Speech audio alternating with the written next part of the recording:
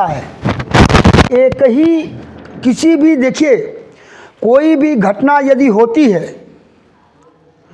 तो कारण, कारक और क्रिया तीनों का जब समन्वय हो जाता है तो कोई भी घटना घटती है।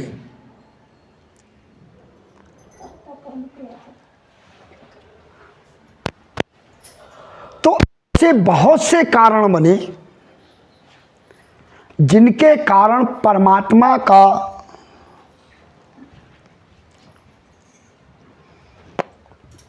अवतार हुआ। यहां पर तुलसीदास जी ने राम जी के जन्म से पहले रावण का जन्म कराया। और मैं परमात्मा के जन्म कथा को आगे बढ़ाऊं उससे पूर्व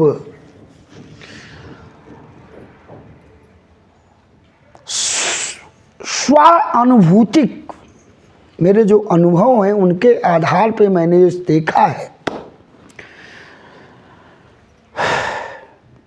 कि कल हमने चर्चा किया था कि काम का पूरा हो जाना परिणाम नहीं है। आप याद करें कि त्रेता युग में सृष्टि के सबसे बड़े कर्मकांडी ब्राह्मण विश्वश्रवा के पास एक मां आती है, बोले मुझे पुत्र दे दो। उसके कुछ समय बाद सृष्टि के सबसे बड़े वैदिक ब्राह्मण वशिष्ठ के पास 3 औरतें जाती हैं, मुझे बेटा दे दो। दोनों तरफ दोनों ऋषि श्रेष्ठ हैं, सक्षम हैं और दोनों ने संतान दिया। उनको 4 बच्चे हुए, उनको एक बेटा हुआ। दोनों वरिष्ठ हैं, मतलब सर्वगुण संपन्न हैं। क्या संतान का हो जाना परिणाम फल है क्या? नहीं।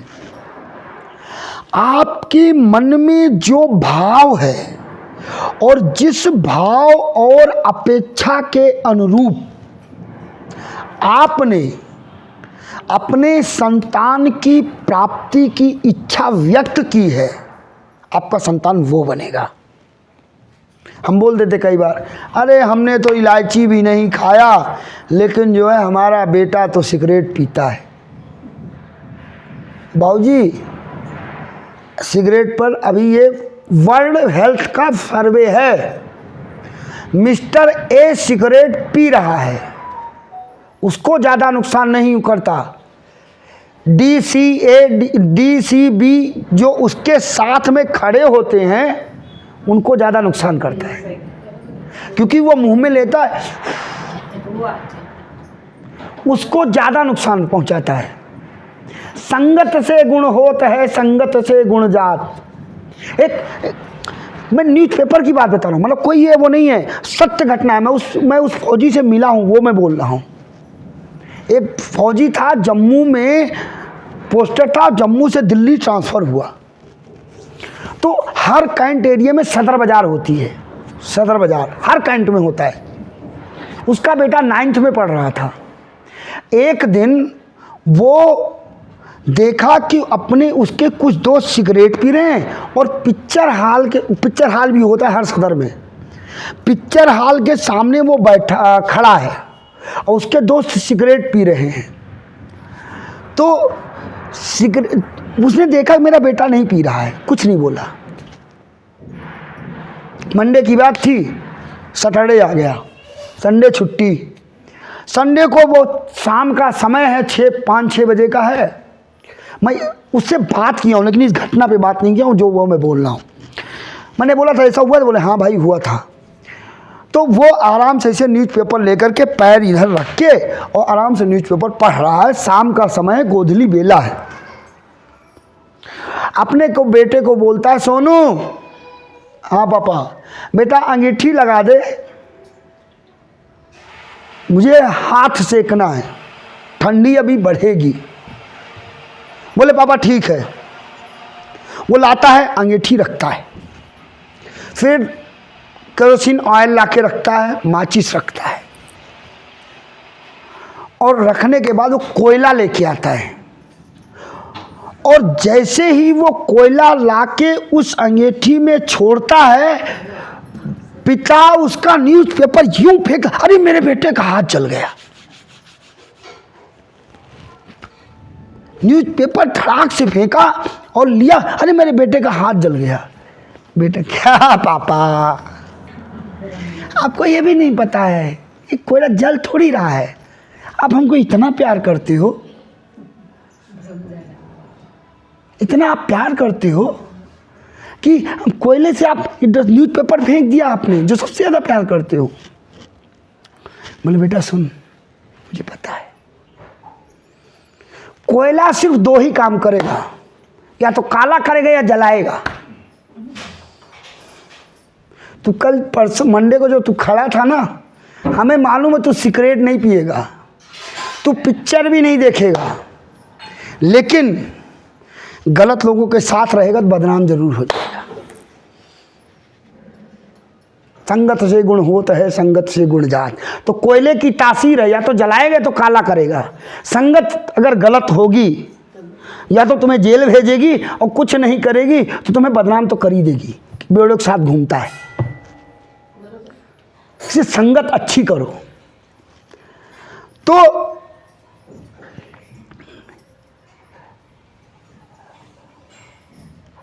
यहां पर अनेक कारण हैं जिनके कारण परमात्मा जन्म लेते हैं।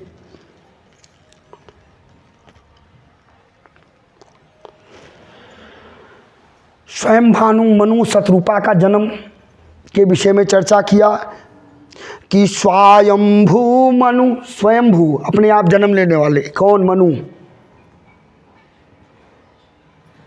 जिसके बारे में हमने बोला था कि हर संवत में, हर कल्प में एक मनु होते हैं। स्वयंभू मनु अरुषत रूपा, जिनते ही भई नर सृष्टि अरूपा। मनु और शतरूपा की संतान हम लोग हैं। दंपति धर्म आचरण नीका, और अजहु गाम सुतली नहीं लीका। नृप दूसरे जन्म में मनु और शतरूपा क्या बने? दूसरे जन्म में उत्तान पाद और सुततासो, ध्रुव हरि भगत सुदासवातो प्रियवत। इस तरह से अनेक जन्मों के कारण, तप के कारण हम संतान, हम ये सोचते हैं कि हमें पुत्रवत राम मिले, हमें राम जैसा बेटा चाहिए।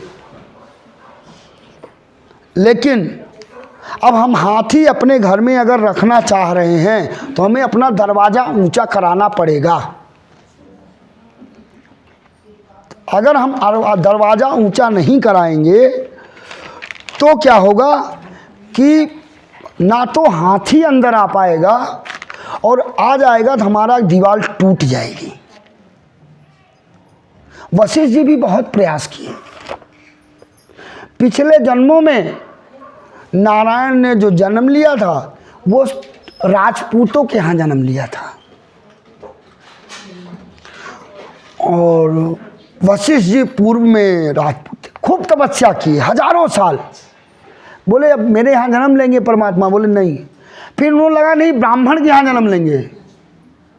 फिर ब्राह्मण बने अगले जन्म में, और हजारों साल तक तपस्या किया, लेकिन परमात्मा उनके यहाँ जन्म नहीं लिए। वशिष्ठ का बेटा बन के नहीं आए, पुत्र बन के आए, गुरु पुत्र बने। पुत्र नहीं, वशिष्ठ जी ने भी बहुत प्रयास किया था कि परमात्मा एक बार मेरे कोख में जन्म ले लें। नहीं जन्म लिया। प्रकृति ने, परमात्मा ने और पुरुष ने, पुरुष मतलब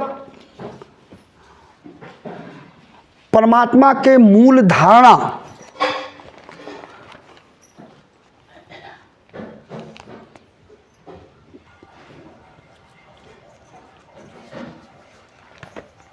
आज के विषय में सबकी अनुकूलताएं हुई। महादेव बोलते हैं, हे देवी, एक अवध क्षेत्र है, अवधपुरी है। अब कथा को आगे बढ़ाते हैं। अवधपुरी, कारण बता दिया उन्होंने कि क्यों परमात्मा को जन्म लेना, आप कहाँ जन्म लेंगे, वो अवधपुरी है। वो कौन सी जगह है? सरयू नदी के तीर,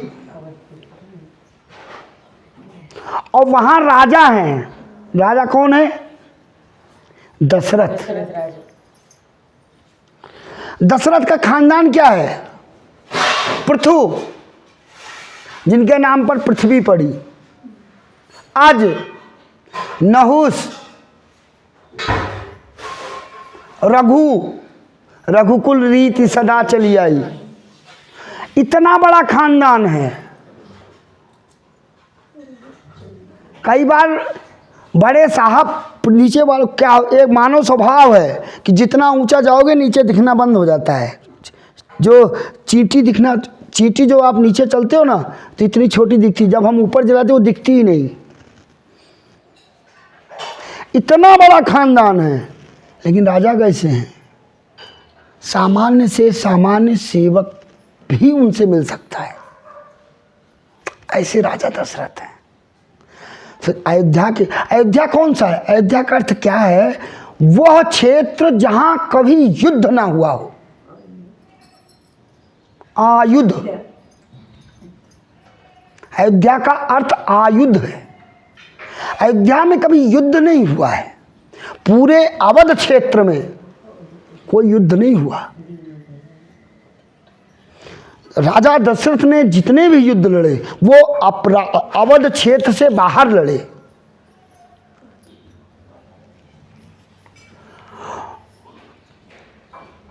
और उनके बारे में महादेव बोलते हैं तुलसीदास जी की कलम के अनुसार कि विश्व विदित एक कई देशु, सत्य के तु तहाँ बसही नरेशु। पहले इन्होंने कौशल्या माँ का ज्यादा वर्णन नहीं किया। फिर क्या बोले? धर्म धुरंधर नीत निधाना और जग प्रतापशील बलवाना, कहीं के भये जुगल सुत वीरा, सब गुण धाम महारण धीरा। पहले इनके बारे में, कैकेयी के बारे में वर्णन किया। और पूरी कथा को आप अगर देखेंगे तो माँ के स्वरूप, बाल कांड में माँ के स्वरूप की बहुत वहद और वृत्तांत व्याख्या की गई है।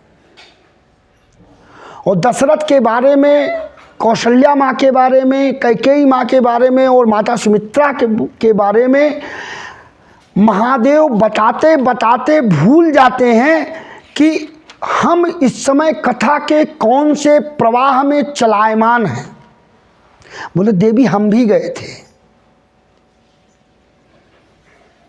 बोले प्रभु आपने अभी जन्म की बात की ही नहीं, उसके पहले गए थे क्या? बोले नहीं, हम दर्शन करने गए थे। बोले अच्छा, दर्शन करने के? बोले हाँ। बोले जन्म की बात तो बता दो कि राम जी का जन्म कब हुआ था?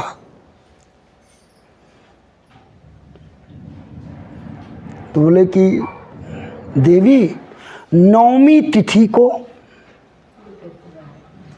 परमात्मा जन्म लेंगे, लेकिन परमात्मा को आने, जैसे हम लोग भगवान जी की पूजा करने से पूर्व, उनका आवाहन करने से पूर्व प्रार्थना करते हैं, वैसे ही देवताओं ने परमात्मा की प्रार्थना की। और जो यह प्रार्थना है, जिनके बहुत बड़ी चाहत हो, पवित्र होनी चाहिए। और जिनको जीवन में बड़ा करना है वे बाल कांड की इन छंदों का पाठ नियमित अगर 31 दिन भी कर लेता है तो परमात्मा के चरणों में जितने विश्वास है उस आधार पर कह सकते हैं कि उसकी कामना पूरी होगी। तो आयो हम भी परमात्मा के प्रकट होने से पूर्व देवताओं द्वारा परमात्मा की गई स्तुति का श्रवण करें कि जय जय सुरनायक जन सुखदायक प्रणत पाल भगवन गो द्विज हितकारी जय असुरारी सिंधु सुतासिय कंत पालन सुर धरणी अद्भुत करणी मर्म न जाने कोई जो सहज कृपाला दीन दयाला करहूँ अनुग्रह सोई जय जय अविनाशी सब घटवासी व्यापक परमानंदा अभिगत गीता चरित पुनीता माया रहित सुकंत यही लागी विजोगी विरागी यत अनुरागी विगत हो ये मुनिवृंद निश्वासर ध्यामहि गुण गण गामहि जयति सच्चिदानंद जहि सृष्टि उपाई त्रिविधि बनाई सांग सहायन दूत सो करहूँ अगारी चिंत हमारी जानी भक्ति नन दूज जो भव भय भंजन मुनि धन रंजन कंजन विपत बरूत मन बच मैं छाणी साय चरण गीत स्वरूप शारद सुत के सुत शेषा सय शेषा जा कहूँ कोई न जान जहीं विधि पियारे वेद पुकारे द्रवम सो भगवाना भव बारिधि मांदर सब विधि सौंदर गुण मंदिर सुख पुंज मुनि से दस सकल पुर परम भयातुर नमत नाथ पद कंजा जानी सभय सुर भूमि पुनि बचन समेत स्नेह और गगन गिरा गंभीर भई हरण शोक संदेह। और उसके बाद देवताओं की इस आर्द्रता को सुनने के बाद परमात्मा ने आकाशवाणी की।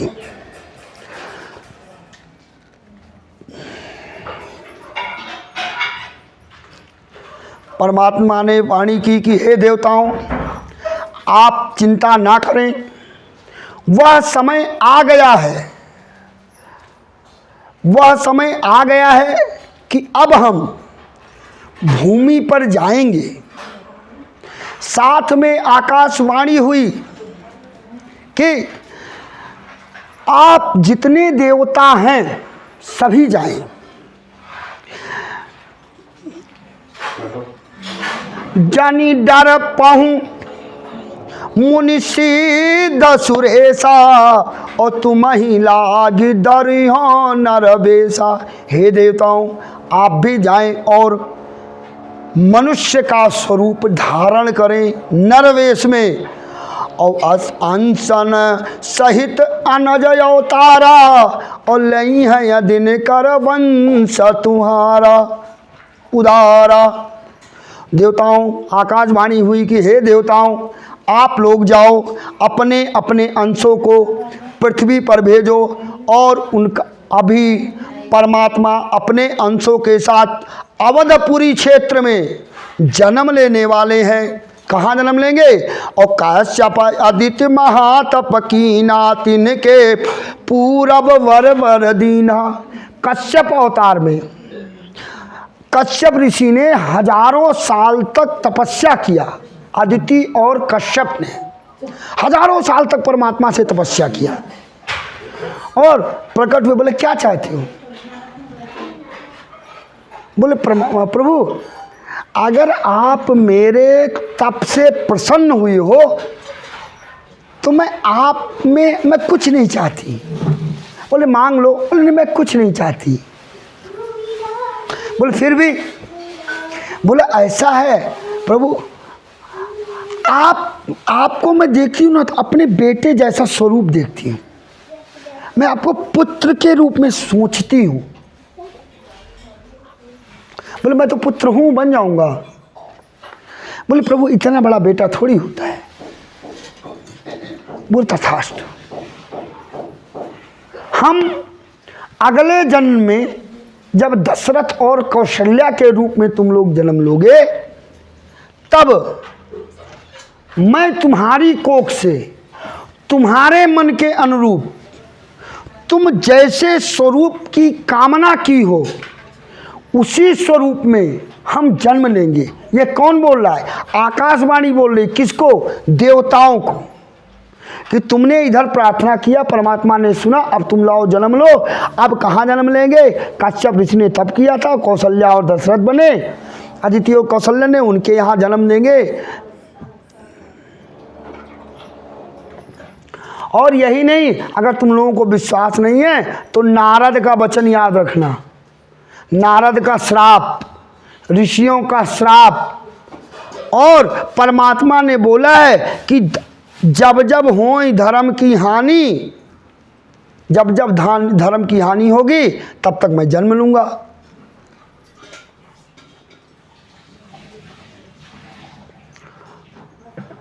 तो ऐसी प्रार्थना, ऐसी आकाशवाणी हुई। हरहु सकल भूमि गरुआई, निर्भय दो देव समुदायी।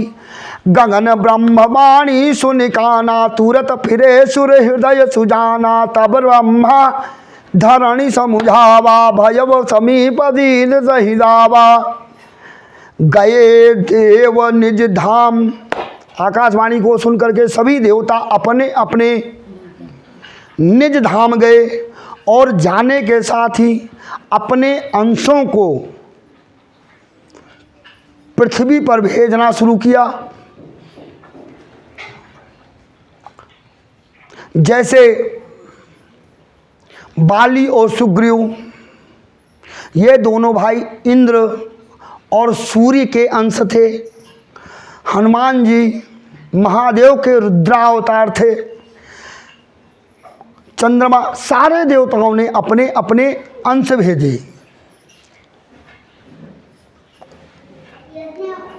अब आगे महादेव बोलते हैं कि हे देवी, राजा दशरथ कैसे हैं और अयोध्या कैसी है? अवधपुरी रघुकुल मन राउ। राजा दशरथ कौन है? रघुकुल के मणि हैं, सबसे बड़े राजा हैं। वेद विदित त्यहि दशरथ नाउ। वेद पुराण भी जिनके नाम की चर्चा करते हैं ऐसे पवित्र हैं। धर्म धुरंधर, गुण निधि ज्ञानी। जितने गुण होने चाहिए वो सब गुण उनके अंदर में हैं। हृदय भक्ति हरि सारंग पानी। सारंग पानी का होता है ना, दूध में, पानी में दूध जितना होता है वो उतना ही निकाल लेता है। दूध और पानी को अलग करने की जो क्षमता हो, उस लेवल का दशरथ का ज्ञान है। अब पत्नी कौन सी है, कैसी है उनकी? कौशल्यादि नारी प्रिय, सब आचरण पुनीत। पति अनुकूल, प्रेम दृढ़, हरिपद कमल विनीत। तीनों रानियां कैसी हैं? वो पुनीत हैं, मन की सच्ची हैं, पति में एकनिष्ठ हैं, पति के प्रति दृढ़ प्रेम है, विनीत हैं। ऐसी बहुत सारी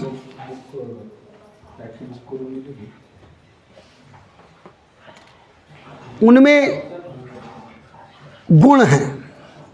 अब बोलते कब क्या हुआ? बोले एक दिन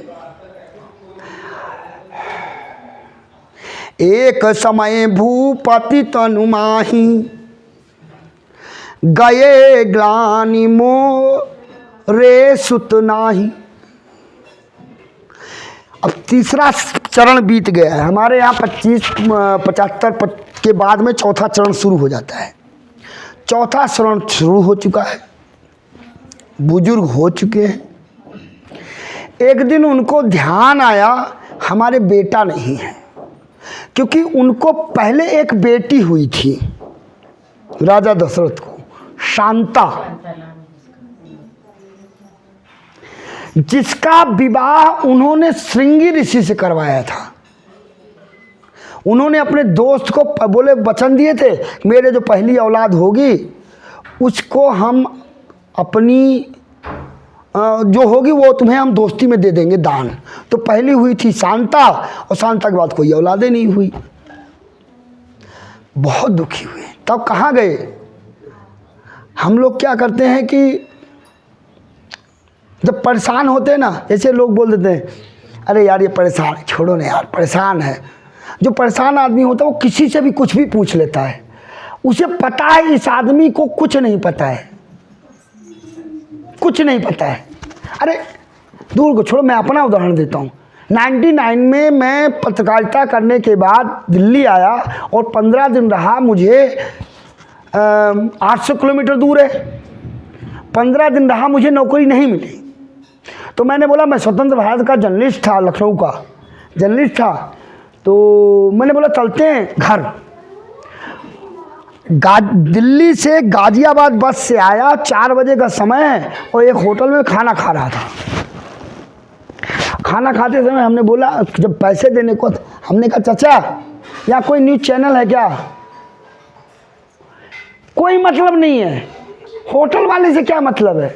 न्यूज़ चैनल, न्यूज़पेपर, क्या मतलब? अरे चाचा यहाँ कोई न्यूज़पेपर है क्या? बोले भैया कुछ खो गया क्या? क्या हुआ? चलो मैं थाने में बुलवा देता हूँ।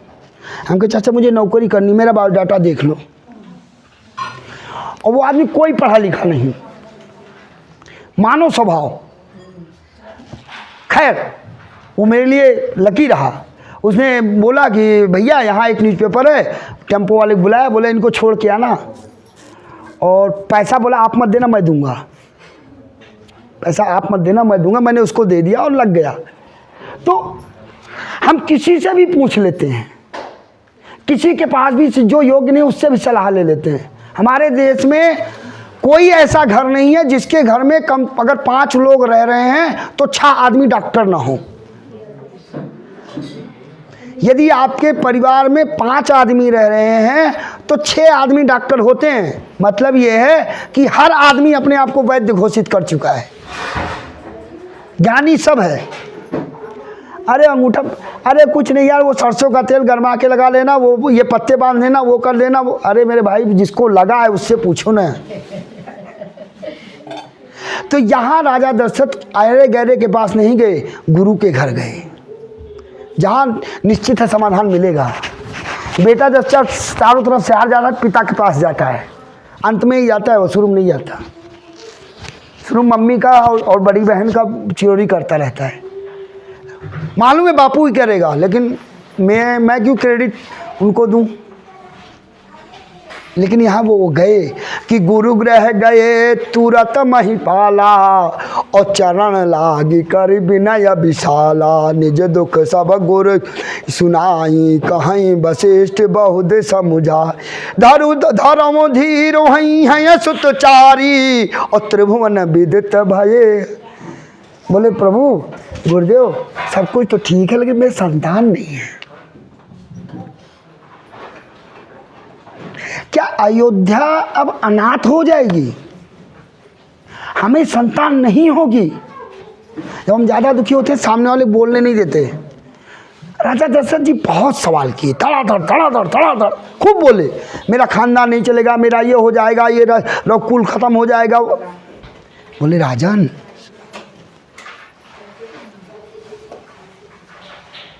बोले मेरी किस्मत में नहीं है। बोले सुनो, तुम लेट हुए हो, ये तो पहले से तय है कि तुम्हें 4 बेटे होंगे। क्या बात कर रहे हो? हाँ, आप लेट हुए हैं। आप ये मत सोचिए कि आपको संतान नहीं होने वाली है। आप देर से आए हैं, फिक्स पहले से है। लिखा ना कि धर्म धीर, छटपटाओ मत, हुई हैं सुत 4 औलाद होंगी, और त्रिभुवन विदित भक्त भयहारी। त्रिभुवन में वो भक्तों के भय को हरने वाले होंगे। मतलब बेटा ही नहीं पैदा होगा, चौधरी बनेगा वो। पैदा होने पहले ही बोल दिया।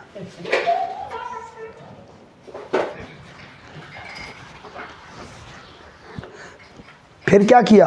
गुरु का काम ये नहीं होता है। हम लोग क्या करते, पंडित जी के पास जाते, पंडित जी हम बड़े परेशान हैं, आप ये, हाँ तुम्हें शनि की 7.5 चल रही है, बृहस्पति की महादशा चल रही है, और काल सर्प दोष है, पितृ दोष है, इसलिए तुम्हारे घर में हो रहा है। समाधान क्या है? गुरु वही है जो समस्या पर बेहद चर्चा करने के बजाय समाधान के तरफ ज़्यादा ध्यान केंद्रित करे। हाँ, कई बार चेला भी ऐसे ही मिलता है, गुरुजी को कुछ नहीं आता, वही इसीलिए सरसों तेल का दीपक जलवा रहे हैं। अब गुरुजी ने बताया नहीं तुम्हें 7.5 और शनि की महादशा चल रही है, जिसके कारण तुम्हारे ये रोग हैं। तो कई बार चेले भी बुद्धिमान मिल जाते हैं, लेकिन समाधान दो। तो यहाँ पे वशिष्ठ जी दूसरी ही लाइन में क्या बोल रहे हैं कि श्रृंगी ऋषि, श्रृंगी ऋषि कौन है? शांता के पति। श्रृंगी ऋषि शांता के पति हैं। दशरथ जी की पहली जो संतान है वो शांता है, उनके पति हैं। और वैसे भी हमारे यहाँ दामाद को विष्णु स्वरूप माना जाता है। पैदा किसको करना है? विष्णु को। जन्म तो विष्णु को लेना है ना, पूजा भी किसी को करवाएंगे? घर के विष्णु से। श्रृंगी ऋषि, वशिष्ठ जी बोलते हैं कि श्रृंगी ऋषि वशिष्ठ बुलावा। वशिष्ठ जी ने श्रृंगी ऋषि को बुलाया और पुत्र काज शुभ यज्ञ करावा। पुत्र कामेष्ठी यज्ञ उन्होंने करवाया, और भक्ति सहित मुनि आहुति दीन है, और प्रगट अग्नि चारु करलीन है। यज्ञ हुआ और यज्ञ में से ऋषि ने एक चरु अग्नि दिया। खीर मानते हैं लोग, कुछ बोलते हैं फल बोलते हैं। एक प्रयोग मैंने भी किया था, वहाँ खिलाया था। अपना नासिक में जो पूजा किया था ना मैं, तो गरी के गोले में खीर बन के हमने किया था, और लास्ट में उसका प्रसाद मैंने डिस्ट्रीब्यूट करवाया था। किन्हीं कारणों से वो हुआ जिस कारण से मैंने करवाया था। ठीक है, तो चरुदीन जो वसुष्ट कुछ हृदय विचारा, और सकल काज बा सिद्ध हमारा तुम्हारा। यही हबी बाट देव नृप जाई, और यथा जोग जही भाग बनाई। वशिष्ठ जी ने, श्रृंगी ऋषि ने जो पेय पाद दिया वशिष्ठ जी को, ऐसा डायरेक्ट बाईपास नहीं किया कि श्रृंगी ऋषि अपने साले साहब को दे दे। नहीं, हर व्यक्ति की अपनी मर्यादा है। जब हम मर्यादा का हरण करते हैं तो सिर्फ उसका अपमान नहीं करते, अपने पितरों का भी अपमान करते हैं। हम अगर आपका अपमान कर रहे हैं तो सिर्फ आपका नहीं करते। अरे मारा क्या बोल रहा था, मैंने 2 मिनट में चुप करा दिया। भाई अपने खानदान का भी नंगा नाच कर रहा हूँ मैं। मर्यादा नहीं तोड़ा श्रृंगी ऋषि ने, सगा साला है, पता है उनको। बुलाया किसने? वशिष्ठ। वाया। तो श्रृंगी ऋषि ने वो पेय वशिष्ठ जी को दिया। वशिष्ठ जी ने रानियों को नहीं दिया। कई बार पंडित जी आते हैं और जो है बाबू साहब जो है वो है, अरे जजमानिन सुनो, ये गिलास ले लो, पानी दे लो, हमको चाय पिला लो, साहब आएंगे बाद में। वो नहीं किया वशिष्ठ जी ने। डायरेक्ट कौशल्या माँ और इनसे बात नहीं किया, राजा दशरथ को दिया। और साथ में बोला क्या, यथा योग यही भाग बनाओ, अपने अनुसार इसका भाग बना लो। क्या बनाया? फिर राजा दशरथ ने तीनों रानियों को बुलाया। और तब राहो प्रिय नारी बुलाई, कौशल्यादि चाहि चल जाई, अर्धभाग कौशल्यादीना। आधा किसको दे दिया? कौशल्या को। और उभय भाग आ देकर कीन्हा, आधा कौशल्या को दिया, फिर उसका आधा किया। और उस आधे को किसको दिया? कैकेयी कहसो निपदयऊ, और रहो सुभाग पूनि भयऊ। कौशल्या कैकेयी धरी दीन सुमित्र ही प्रसन्न। अब हुआ क्या, आधा इन्होंने दे दिया कौशल्या माँ को, आधा दे दिया कैकेयी माँ को। क्योंकि कौशल्या एक होता ना कि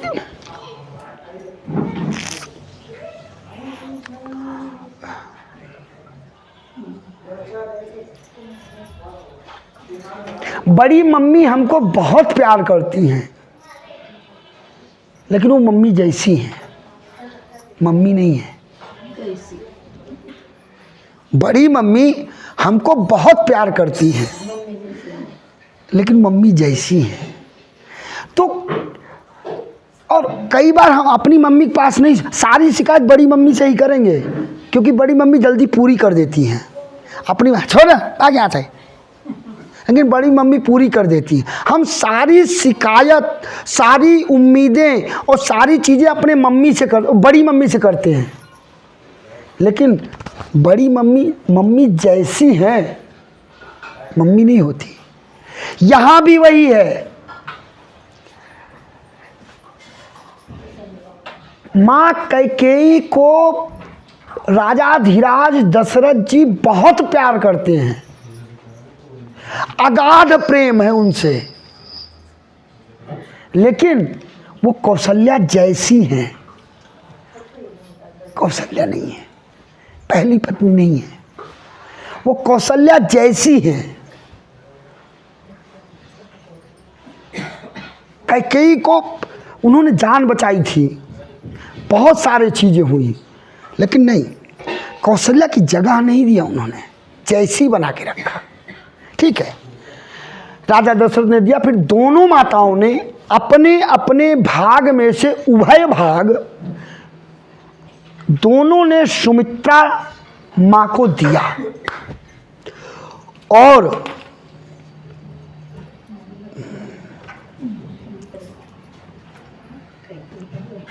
माताएं के शरीर, मन और अयोध्या की नगरी में शुभता का प्रवाह इसी के साथ ही तेज हो गया।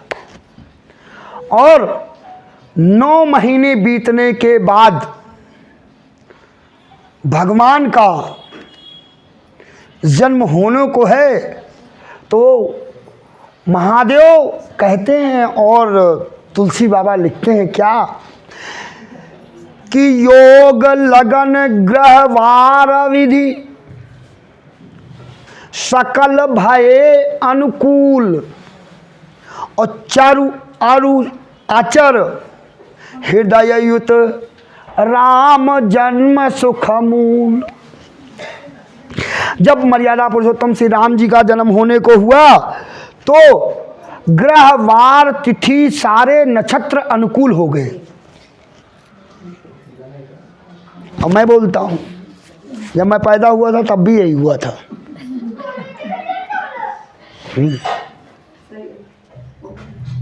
जब मैं पैदा हुआ था ना, तब भी यही हुआ था। अरे मेरी छोड़ दो, आप भी जब पैदा हुए थे तब भी सब अनुकूल था, सब अनुकूल था। क्योंकि अगर अनुकूलता नहीं होती तब पैदा कैसे होते? ग्रहों की जो सूर्य यहाँ है, बृहस्पति यहाँ है, शुक्र यहाँ है, मंगल यहाँ है, गुरु यहाँ है, राहु केतु यहाँ है, तो उनके समन्वय का एक संकर्षण बना और एक अनुकूलता आई, तभी तो आप पैदा हुए। अरे ग्रहों का क्या होता है कि ए भाई यार तुम्हारा शनि खराब है। क्यों खराब है? ये जो पिंड है, ये जो शरीर है, ये ब्रह्मांड है। शास्त्र बोलते हैं कि यह पिंड नहीं ब्रह्मांड है। आकाश में जितने तारे हैं और जितने ग्रह हैं, जितने नक्षत्र हैं, वो सारे हमारे शरीर में हैं, सब हैं। छोटा सा है, यहाँ से शुरू कर लो आप। राहु केतु शनि सब हैं पूरे शरीर में। तो यह पिंड नहीं ब्रह्मांड है। ठीक, अब जैसे मैं ऐसे बैठा हूँ, हमें घड़ी बढ़िया दिख रही है। ठीक, हम जब पैदा हुए तो सूर्य वहाँ थे, बृहस्पति यहाँ थे, शुक्र यहाँ थे, शनि यहाँ थे, राहु यहाँ थे, केतु यहाँ थे, चंद्रमा यहाँ थे, सब ग्रह थे और सब हमारे सामने थे। हमारे लिए अनुकूलता बनी, हम पैदा हो गए। हमारे शरीर को ये आदत पड़ी है, हाँ हम ऐसे सूर्य की किरणें लेंगे, ऐसे। ठीक, पृथ्वी घूमती है, ठीक, अपनी धुरी पर घूमती है, रोटेट में भी घूमती है।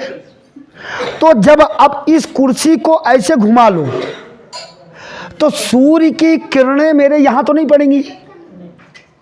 ठीक, तो क्या हो गया कि सूर्य की परछाई मेरे ऊपर पड़ने लगी, सूर्य प्रतिकूल हो गए। शनि जो यहां बैठे थे वो अब हमारे यहां पड़ने लगे। 19 साल लगेगा यहां तक पाने में उनको। महादशा 19 साल की होती है, बृहस्पति की 12 साल की होती। बृहस्पति को 12 साल बाद वो यहाँ पे आएंगे। तो जब वो किरणें सीधा हमें नहीं मिल रही हैं तो शरीर में हमारे उसकी रिक्तता हुई ना, कमी हो गई ना भाई। शनि अनुकूल हो गए, प्रतिकूल हो गए। अब बोले पत्थर क्या है? नहीं, पृथ्वी पर कुछ जगह ऐसी हैं, कुछ जगह ऐसी हैं जहाँ पर शनि की किरणों को ऑब्जर्व बहुत तेज पड़ती हैं। कहीं है सूर्य की किरणें पड़ती हैं, कहीं बृहस्पति, कहीं हर जगह अलग अलग किरणें पड़ती। अब उन पत्थरों को आदत पड़ जाती, वो हम लेके आते हैं और अंगूठी में डाल के पहन लेते हैं, तो वो उन किरणों की रिक्तता को वो पूर्ण कर देता है। वो ग्रह शांत हो जाता है, साइंस वैल्यू। तो उन ग्रहों का शांत तो हो जाता है, लेकिन वो ओरिजिनल मिलेगा कि नहीं मिलेगा? हम फंसते यहाँ हैं। ज्योतिष बुरा नहीं है। लोग बोलते हैं ज्योतिष तो झूठ है, चूतिया बनाने का धंधा है। नहीं, व्याख्याकार गलत हो सकता है, ज्योतिष गलत नहीं है। मास्टर जी गलत हो सकते हैं, फार्मूला नहीं।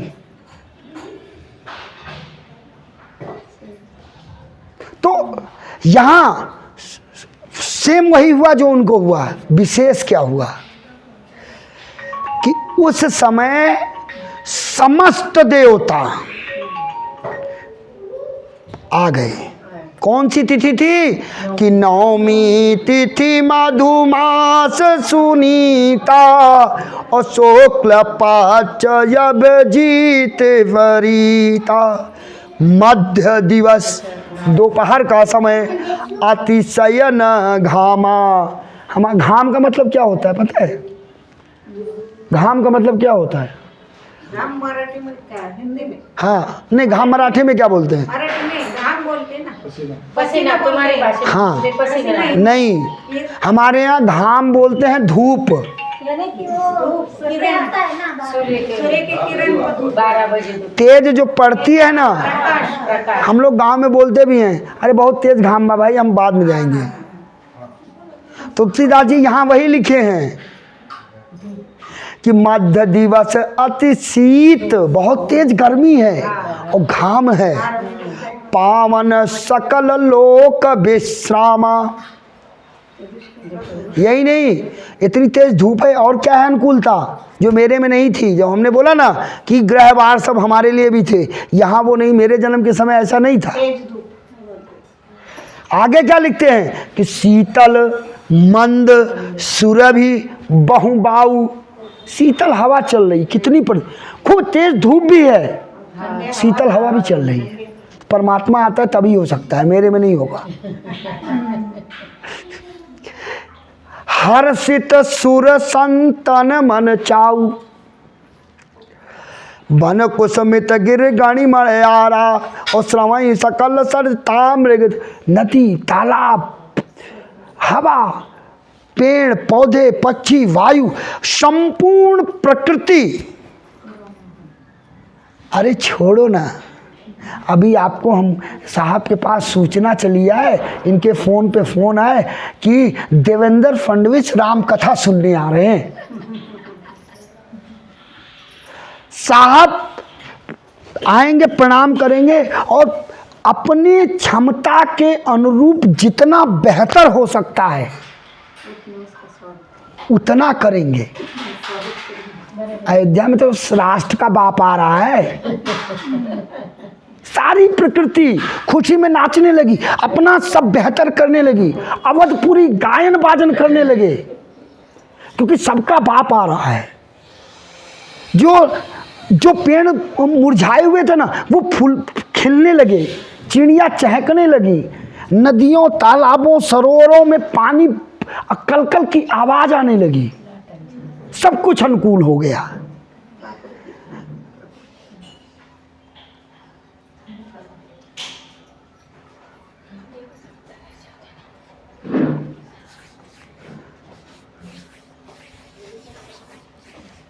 अब ये भी नहीं, आपको पता नवरात्र के बारे में आप जानते हैं, 12 नवरात्र होती है, जिसमें 4 पृथ्वी पर होती है, 8 स्वर्गलोक में होती है, और हमारे यहाँ भी 2 शारदीय और चैत्र हम मनाते हैं, और 2 जो होती हैं वो गुप्त नवरात्र बोला जाता है।